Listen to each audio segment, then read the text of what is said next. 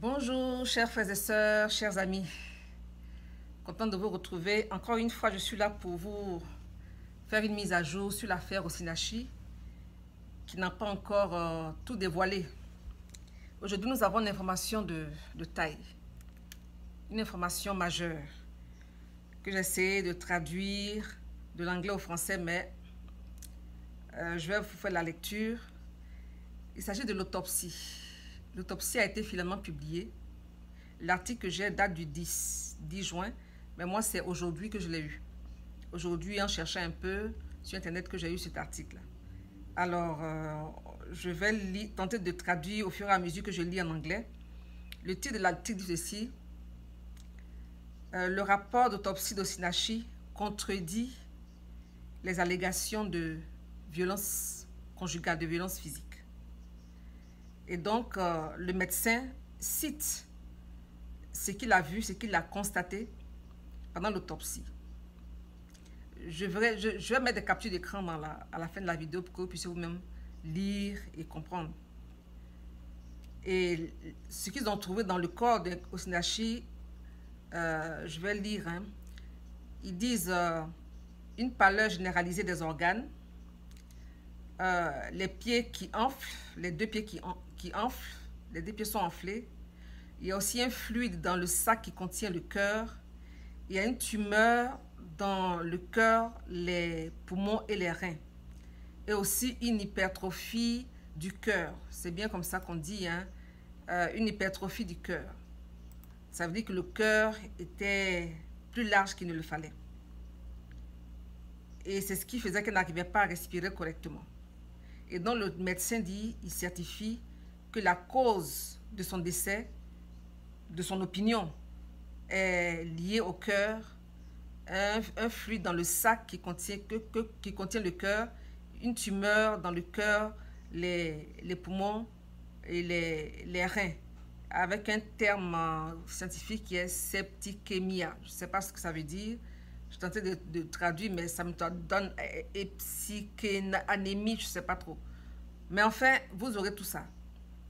Donc voilà l'autopsie qui dit que Osinachi n'a pas de traces de violence physique sur son corps et à l'intérieur. Du coup, ça innocente Peter, qui avait été accusé de crime, parce que les violences conjugales, on avait dit, c'est ce qui avait entraîné la mort de Osinachi. Mais s'il n'y a pas eu de traces de violence conjugale, ça veut dire qu'on ne peut plus accuser Peter. Et je l'ai dit dans une ancienne vidéo, j'ai dit que pendant 2 mois, elle a été examinée par des médecins. S'il y avait des traces de violence quelconque, je pense qu'ils auraient noté ça. Dans la vidéo que j'ai publiée il n'y a pas longtemps, il y a 2 jours, vous pouvez voir sur ma chaîne, la vidéo est là où je m'interroge, je me disais, le titre de la vidéo c'est à quoi s'attendre, le procès de Peter. Et dans la vidéo, je dis, mais que je ne comprends pas pourquoi en 2 mois, les médecins n'ont pas pu discerner qu'il y avait des traces de violence conjugale. Et même j'en étais surpris, donc ça veut dire qu'ils n'ont pas vu de traces de violence conjugale. Alors si, tant il est vrai que ce rapport d'autopsie est crédible, je pense qu'il l'est parce que ce sont des médecins spécialisés, des médecins expérimentés qui l'ont fait. Ça veut dire quoi? Ça veut dire que Peter a été victime d'une conspiration ou d'une campagne de dénigrement, même plus d'une conspiration parce qu'il aurait pu en mourir. Peter aurait pu en mourir, même pas de la peine de mort, mais la population aurait pu même le brûler vif. Au Nigeria, c'est des choses qui arrivent souvent. Le mettre en prison a été, je crois, une décision sage du gouvernement, des autorités en tout cas. Le mettre en prison pour le protéger. La prison l'a protégé. Ça, il faut le dire. Peter, la prison l'a protégé. Et ceux qui l'ont gardé en prison, j'espère qu'ils ne l'ont pas maltraité et torturé, parce que là, je ne sais pas comment ils vont se sentir. Si l'autopsie dit qu'il n'y a pas eu de violence conjugale, et Peter soutenait depuis que sa femme est morte d'un cancer des poumons, et je sais aussi que quand quelqu'un décède, il y a un rapport, un constat de décès que le médecin fait avant même qu'on envoie le corps à la morgue.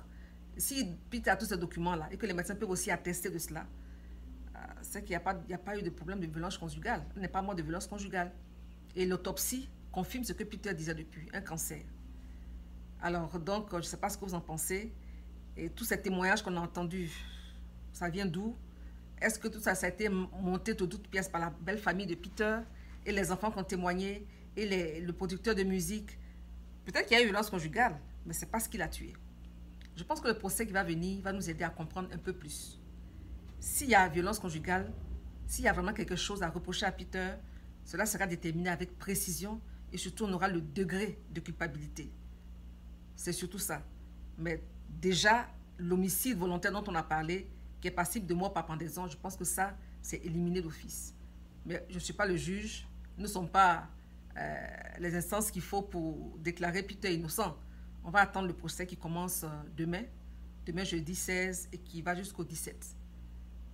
Voilà l'information que je voulais vous passer aujourd'hui. Quelques commentaires. Et encore une fois, merci de me suivre. Et pour le procès, on fera ce qu'on peut pour vous apporter les informations neuves et de sources sûres. Vraiment, si c'est vrai qu'il n'y a rien, Peter aura vécu des moments terribles. Perdre sa femme et être accusé ainsi au risque de sa vie, j'avoue que c'est maintenant lui qui devient la victime. Mais bon, comme je dis, on va attendre encore. Okay, merci beaucoup et bonne journée, bonne soirée. Ça dépend de l'heure à laquelle vous me prenez. Merci.